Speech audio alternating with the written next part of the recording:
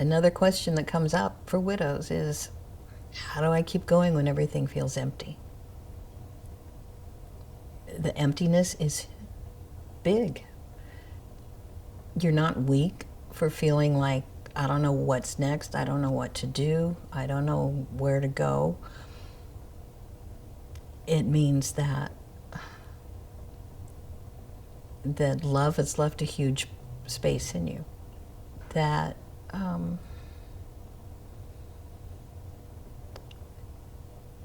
it's like part of the driving force of your life is gone.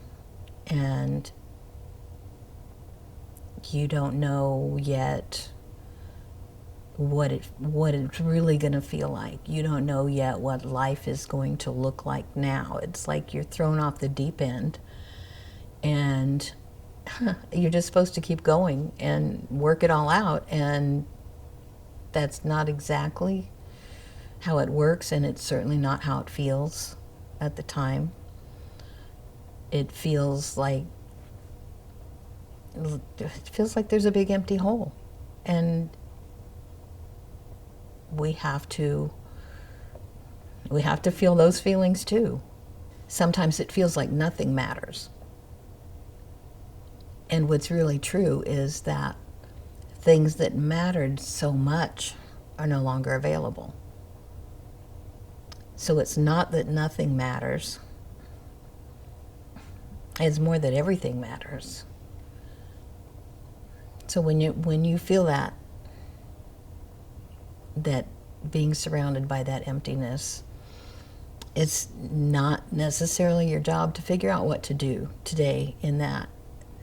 It's your job to get up out of bed, to get dressed, to remember to eat, to drink water, to call a friend, take a walk. You don't jump right back into life. You don't figure out what new life looks like. You just remember to get up and live the life you're living today.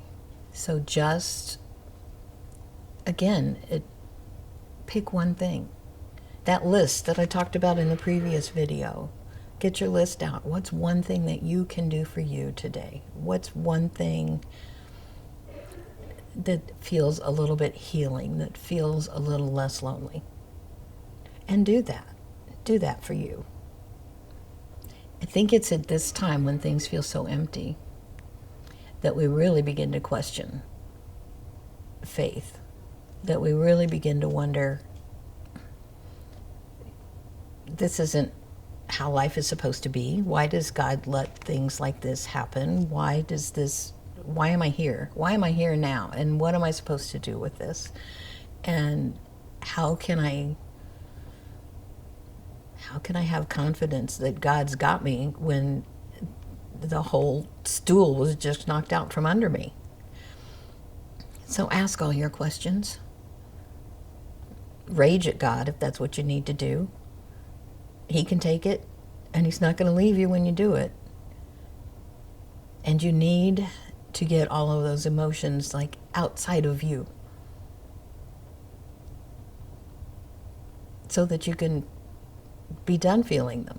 And they may come up, but you don't have to stack them up. You don't have to stuff them down and stack them up and save them for the rest of your life. You get to feel them, share them, and heal from them. Pick up your notebook and a pen. Write out whatever comes up to your mind. I've taught journaling for years, and one thing that I tell people, because the first thing they say is, I don't know what to say. And so you pick up your pen and you write down those words. I don't know what to say. I'm going to keep writing whatever pops up in my head that I don't know what to say until I get past that level of resistance and I can get down to what I need to say. Don't be afraid to do that. Also, write a letter to your husband. It's like talking to him. And you will often hear his voice in your head with the responses you know he would have if you were actually having that conversation. And that can be really comforting. Another big question is, how do I take care of myself when I don't even know who I am anymore, when I don't know what I want? And I can remember, I'm very visual, and so the picture in my head was I'm standing at the edge of a big open field. It's green, but there's nothing in it. And it's mine to landscape, to fill, to create. And I can refuse to step in it and let it turn brown and be neglected. Or I can step in it and say, what's the first thing I do here? Just the first thing. You don't get to know the end yet. You got to get past, I got to know the end before I start. You're not going to know the end. You start with one thing. Just one. And if that works, you do a second thing. If that doesn't work, you do a different thing. But you just keep moving forward. It takes time. It takes time to rest, to heal, and to begin to be able to have those thoughts about how to fill this field, how to live this new life, how to hold on to the memories and still create something new all at the same time. If all you can do today is keep breathing, that's courage. Tomorrow, you'll go a step further. And there'll be days when you need to rest, but there will be days when you really know that you can move forward. And that's normal, and that's a gift.